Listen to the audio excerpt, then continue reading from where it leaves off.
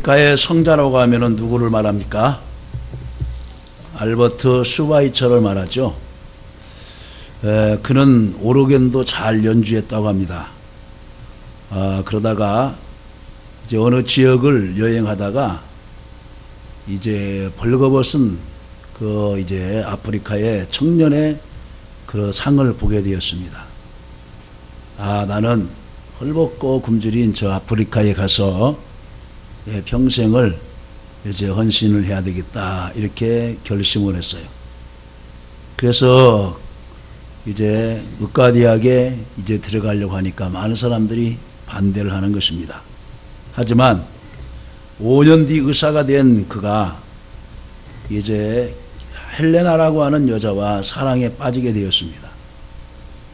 그러면서 아마 슈바이처는 저 헬레나 때문에 아프리카를 못 갈 것이다 라고 이렇게 생각을 했습니다. 마침내 슈바이처는 사랑하는 헬레나와 자신의 결심 앞에서 고민하기 시작을 했어요. 아마 이 여자가 내 생각을 알고 나와 함께 아프리카 선교사로 갈 것인가, 아니면은 거절을 해서 나 혼자 갈 것인가, 아니면은 다른 여자를 만나서 가게 될 것인가 라고 고민하고 기도하게 되었습니다.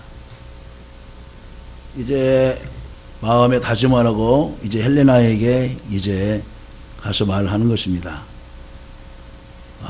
슈바이처는 헬레나를 한동안 바라보다가 결심이 선듯이 단호하게 말했습니다. 난 누구보다도 당신을 사랑하지만 오랫동안 계획해왔던 아프리카 원주민들을 돕는 의사의 꿈을 버릴 수 없어. 당신의 남은 생애를 밀림 속에서 나와 함께 할 수 있겠소. 만일 당신이 이러한 나의 청혼을 받을 수 없다고 해도 난 당신을 원망하지 않을 것이요 라고 말을 합니다. 그러자 헬레나가 슈바이처의 얼굴을 물끄러미 바라보면서 그의 헬쑥해진 모습에서 얼마나 고민했는지를 알 수 있었습니다. 헬레나는 사랑하는 슈바이처의 얼굴을 바라보면서 생긋이 웃으면서 그의 손을 붙잡으면서 말했습니다. 그동안 왜 혼자서만 그렇게 많은 고민을 하셨나요? 나도 정식으로 간호 교육을 받은 사람이에요. 간호사인 저 없이 당신 혼자 그 일을 해낼 수 있다고 생각하셨나요? 헬레나는 아프리카의 원주민들을 위한 간호사이자 슈바이처의 아내로 평생 동안 이제 슈바이처 옆에서 간호하면서 일생을 같이 했다는 것입니다. 오늘 본문은 주님을 떠날 수 없는 자들이란 내용의 말씀을 가지고 말씀을 증거하려고 합니다. 그럼 어떤 사람들이 주님을 떠날 수 없을까? 주님을 떠나는 자들도 있습니다. 첫째로는 주님을 떠나는 사람이 있습니다. 주님을 믿는 자들 가운데는 질병을 고침받기 위해서, 물질적인 복을 받기 위해서, 혹은 주님의 도우심으로 성공하기 위한 목적을 가지고 교회에 나온 자들도 있습니다. 그런데 이런 자들은 은혜를 받고 새로워지지 않는 한, 그 목적이 이루어지지 않는 한 주님을 끝까지 바르게 따르지 않고 떠나는 모습을 보게 됩니다. 요한복음 6장에는 세 부분으로 구성되어 있는데, 첫 부분은 오병이어로 5,000명을 먹이고 남았다는 기적의 사건이 기록되고 있고, 두 번째 부분은 오병이어의 기적을 체험한 무리들이 예수님께 나와서 우리의 왕이 되어달라고 이렇게 부탁을 하는 그런 내용이 나옵니다. 그 다음에 오늘 세 번째 내용은 뭐냐? 세상적인 것을 찾기 위해 예수께 나온 무리들이 주님의 영적인 가르침을 이해하지 못하고 이 말씀이 어렵다고 오히려 불만과 실망으로 예수님 곁을 떠나는 무리에 대한 얘기가 나오고 있습니다. 그럼 어떤 자들이 주님을 떠납니까? 세상적인 것을 추구하는 자들은 주님을 떠납니다. 주님을 떠나는 거예요. 자, 64절을 보면은 그러나 너희 중에 믿지 아니하는 자들이 있느니라 하시니, 이런 예수께서 믿지 아니하는 자들이 누구며 자기를 팔자가 누구인지 처음부터 아심이르라. 주님을 따르긴 따르는데 믿지 않으면서 따르고 있다는 거예요. 자기 어떤 목적을 이루기 위해서. 그러나 그 목적이 이루어지지 않으면 가감히 떠나는 것입니다. 하나님이 택함받지 못한 자들은 떠납니다. 15장 16절에 너희가 나를 택한 것이 아니요 내가 너희를 택하여 세웠나니 이는 너희로 가서 과실을 맺게 하고 또 과실이 항상 있게 하여 내 이름으로 아버지께 무엇을 구하든지 다 받게 함이니라 말하고 있습니다. 또 오늘 65절에서도 또 이르시되 그러므로 전에 너희에게 말하기를 내 아버지께서 오게 하여 주지 아니하시면 누구든지 내게 올 수 없다 하였노라 하시니라. 하나님께로 오는 자는 내가 오고 싶어서 오는 것이 아니에요. 하나님이 택하여서 성령의 감동하심으로 나온 자들입니다. 그런데 거기에 떡이 있는 것을 요구하고 나온 자들은 떠나간다는 것입니다. 하나님이 나를 모태로부터 택하셨다고 고백한 바울은 믿음의 본을 보인 데살로니가 교회 성도들을 향하여 하나님의 사랑하심을 받은 형제들아 너희를 택하심을 아노라고 했습니다. 택하심을 아노라. 예수님은 혼인잔치의 비유를 통해서 청함을 받은 자는 많되 택함을 입은 자는 적으니라고 했어요. 전도자들을 통해 청함을 받아 교회에 오기만 했지만 믿음 생활하다 보니까 고난이 옵니다. 신앙으로 인하여 박해가 옵니다. 삶이 풍요로워지지 않습니다. 그러니까 믿음을 버리고 세상으로 돌아가는 자들이 바로 청함을 받았지만 택함을 받지 않는 자들의 무리입니다. 그리고 성령의 은혜를 통해 영적인 깨달음이 없는 자들은 떠납니다. 주님을 임금 삼고자 하는 무리들에게 내가 생명의 떡이라는 말씀을 전하자 그들은 이해를 하지 못합니다. 이들에게는 예수님의 말씀을 받아들일 수 있는 준비가 되어 있지 않습니다. 이들은 단지 광야에서 먹었던 기적의 양식을 예수님이 계속해 주시기를 원했던 것입니다. 그리고 예수님이 십자가를 지고 이제 골고다 언덕을 올라갈 때에 가야바 법정에서 주님이 재판을 받고 있을 때에 그렇게 떡을 먹던 베스다 광야 사람들은 다 떠나가고 없었습니다. 여러분, 세상적인 것을 추구하는 자들, 택함을 받지 못한 자들, 성령의 도우심을 통해 영적인 일을 깨닫지 못하는 자들은 결국 주님을 떠나게 되고 마는 것입니다.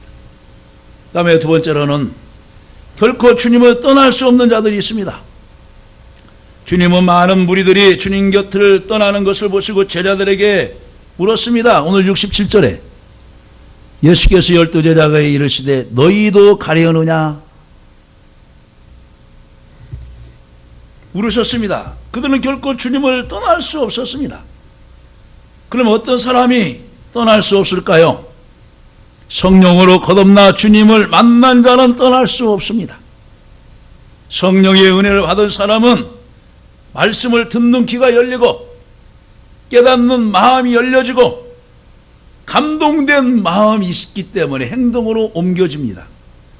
이러한 자들은 어떠한 일을 만나도 주님의 도우심을 믿고 믿음의 승리자가 되는 것입니다.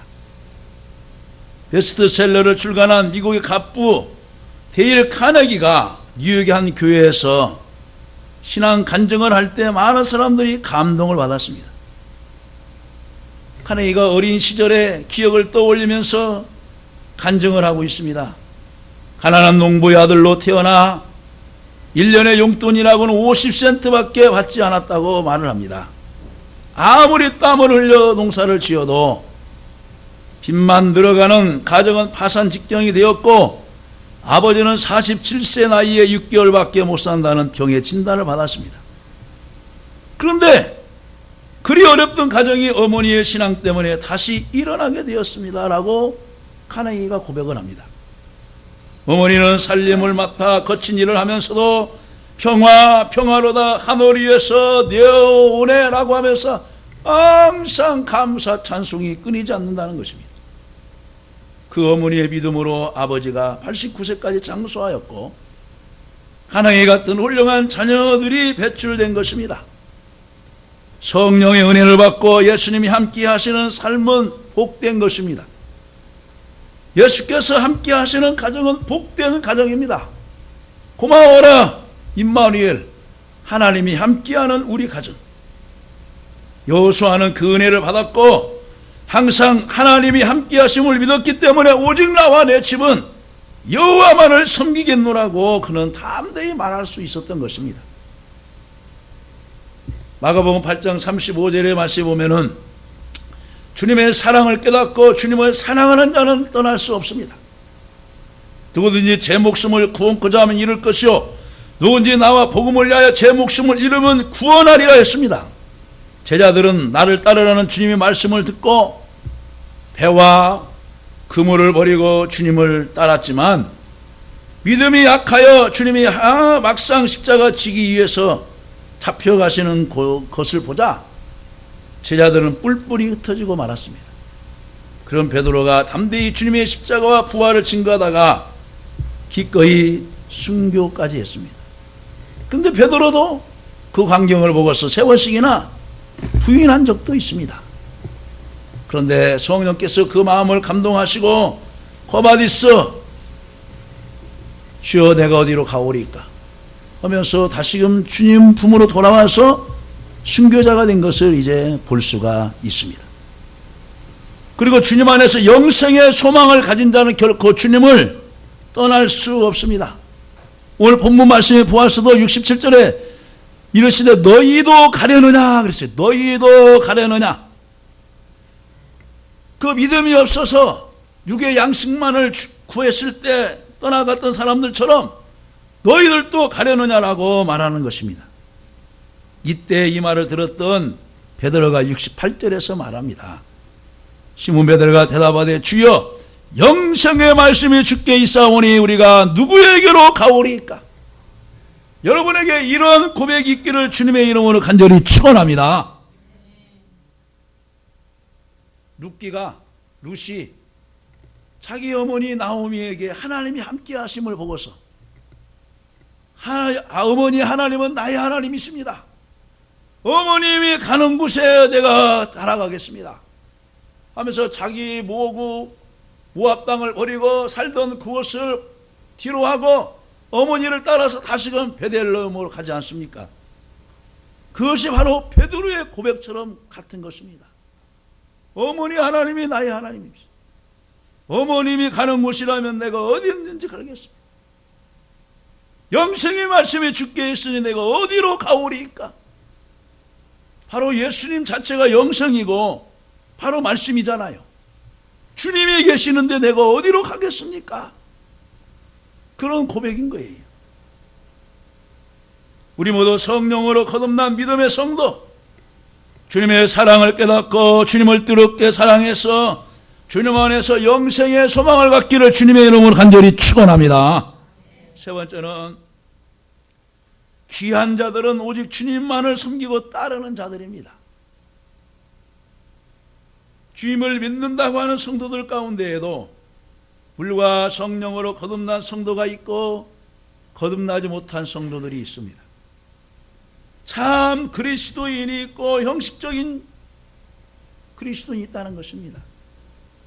그래서 주님은 뭐라고 합니까? 주여 주여 하는 자마다 다 천국에 들어갈 것이 아니요 내 아버지의 뜻대로 행하는 자라야 들어가리라고 말씀하고 있습니다. 그래서 우리가 알아야 할 것은 먼저 믿음 생활하는 자들 가운데 알곡과 가라지가 섞여 있다는 것입니다. 예레미야 시대 때에도 거짓 선지자가 있었고 참 선지자가 있었듯이 예레미야가 바른 말을 해줍니다. 우리가 이렇게 고통당한 것은 우리가 하나님을 떠나서 우상을 섬기고 이 나라 풍습을 받고 살아서 이렇게 환난과 기근과 또 여러 가지로 고통당하지 않느냐. 지금부터라도 우리가 하나님 앞에 돌아와서 잘 살아야 되지 않겠냐.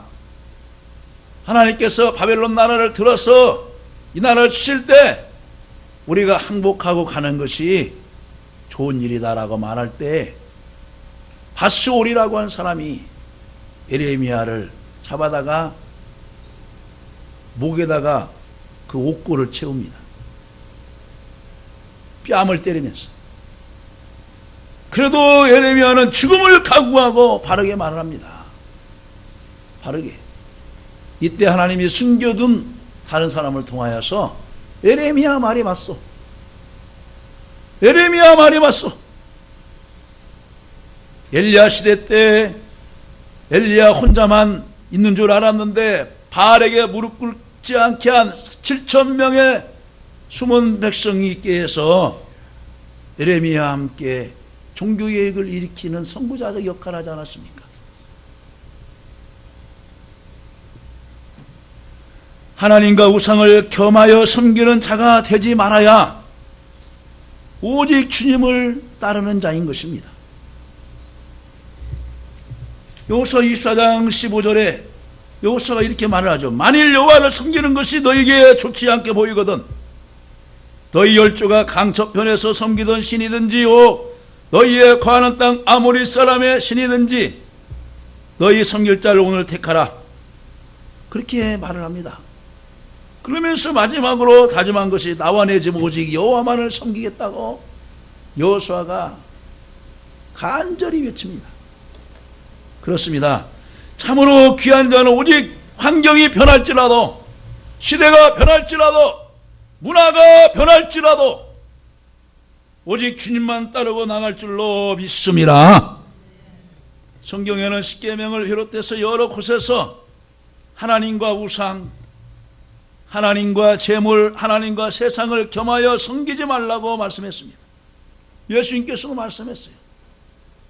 어떻게 한 가정에서 주인이 둘이 일 수 있겠느냐? 하나님과 재물을 어떻게 겸하여 섬길 수 있겠느냐?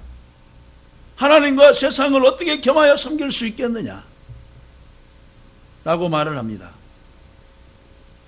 여러분, 우리들은 참 하나님만으로 만족하시기를 간절히 바랍니다. 참으로 귀한 자들은 오직 주님만 섬기고 따르는 자들입니다. 여호수아가 온전히 하나님만 의지하여 그 믿음을 고백했듯이 섬김은 이론이 아닙니다. 섬김은 형식이 아닙니다. 섬김은 삶 그 자체인 것입니다. 지도자들이 국회의원에 입성하기 위하여서 무슨 큰 의장이 되기 위하여서 저를 뽑아주시기만 하면은 제가 열심을 다해서 머슴처럼 시의 종처럼 시민을 섬기겠습니다 라고 하면서 쇼를 부리든 어떻게 하든 간에 그 선거 기간 동안에는 정말 머슴처럼 하지요. 아침 막 종치면서 6시 반부터 막 저녁 8시까지 선거운동을 하지요. 근데 그 자리에 올라가면은 왕입니다. 군자입니다. 이것은 진정한 섬김이 아닙니다. 섬김은 그 삶 자체로 보여주는 것입니다. 우리가 주님을 섬길 때도 마찬가지. 가정에서도 혼인 예식할 때 신랑에게 신부에게 하는 말이 있어요. 병들 때나 성공할 때나 실패할 때나 사랑하십니까? 대답을 합니다. 신부에게 묻겠습니다. 신부도 마찬가지입니까? 예, 그렇습니다. 살다 보면 이 섬김이 없어져요. 그러면서 뭡니까? 의가 상하게 됩니다. 사랑이 금이 가게 됩니다. 서로 신뢰할 수 없게 됩니다. 주님과 우리 관계도 마찬가지. 그런데 솔로몬을 통하여서 포도원 주인은 또 솔로몬인데 그 주인의 딸을 사랑한 솔로몬이 나중에 고백을 합니다. 나는 왕이 아니에요. 나는 한 남자로서 슐람미 여인 당신을 사랑하는 거예요. 슐람미 여인이 말을 합니다. 어떻게 왕이 저 하인 보잘것없는 저를 사랑합니까? 있을 수 없습니다. 있을 수 없습니다. 계속해서 거절하지만은 솔로몬의 그 겸손한 마음과 섬김의 마음을 가지고 슐람미 여인이 고백하잖아요. 주님 관계가, 우리 관계가 그런 관계가 되어야 됩니다. 부부 관계가 그런 관계가 되어야 되는 것입니다. 잡다한 생각 없이 오직 하나님을 향하는 순수한 마음과 어떠한 유혹에도 견딜 수 있는 견고한 마음가짐으로 섬겨야 하는 것입니다. 하나님을 섬기는 자를 주님이 귀히 여기신다고 말을 합니다. 오늘도 종기와 영화의 면류관으로 관을 씌우겠다. 종기와 영화의 관을 씌우겠다 말해주잖아요. 하나님의 은혜를 깨닫는 자, 죄사함의 구속의 은혜를 받은 것을 감사하는 자, 사랑의 은혜를 깨닫는 자에게 존귀와 영화의 관을 씌워주시겠다고 낮에 말씀하셨어요. 여호수아처럼 하나님만을 섬기겠노라 결단하시길 바랍니다. 우리 모두 제자들의 고백처럼 주님만 따르고 사랑하며 섬기는 저와 여러분 되시기를 간절히 바랍니다. 영생의 말씀이 주께 있으니 내가 어디로 가오리까? 살리는 것은 영이니 육은 무익하니라. 예수님이 살리는 영이지 않습니까? 결론을 맺습니다. 어떤 자들이 주님을 떠날 수 없습니까? 주님을 떠날 수 없는 자들, 주님을 구주라고 고백하는 자들, 성령의 감동과 거듭남의 체험 있는 자들, 주님을 떠나는 자들도 있죠. 결코 주님을 떠날 수 없는 자들이 있습니다. 저와 여러분이지 않습니까? 죄에서 구속받고 질병에서 고침받고 하늘나라의 상속권을 주시고 떠날 수 없습니다. 참으로 귀한 자들은 오직 주님만을 섬기고 따르는 자들입니다. 우리 모두 주님을 사랑하여 결코 떠날 수 없는 신앙, 오직 주님만 섬기고 따르는 신앙을 가지고 살다가 다시 오실 주님을 맞는 저와 여러분 되시기를 주님의 이름을 간절히 축원합니다.